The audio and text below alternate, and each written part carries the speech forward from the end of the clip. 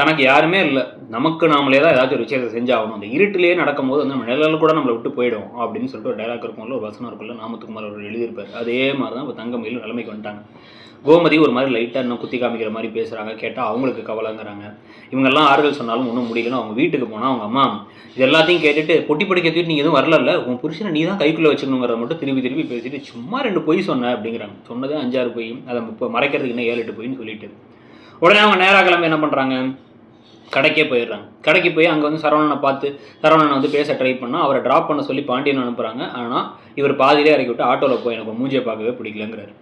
குமரவேல் வீட்டு வாசலே படுத்து கிடக்கிறாரு அப்படின்னு சொல்லிட்டு ஒரு மாதிரி தூக்கம் இல்லாமல் இருக்கா, ஒரு மாதிரி சுற்றுறாருங்கிறதுனால ராஜி அவர்கிட்ட போய் பேசி என் கல்யாணம் இப்படி தான் நடந்துச்சு, நீயும் பழி வாங்குற எண்ணத்தோடு இருக்காது, அரசியை நீ நல்லா வச்சுருந்துருக்கணும், தப்பு பண்ணிட்டேன்னு சொல்லும் பொழுது சக்திவேல் அங்கே வந்து அவர் என்ன சொல்கிறார் அப்படின்னா வந்து உன் அண்ணன் மேலே அவ்வளோ அக்கறை இருந்தால் நீ அந்த கேஸை வாபஸ் வாங்க வைக்கணும் அப்படின்னு சொல்லி அனுப்பிவிட்றாரு.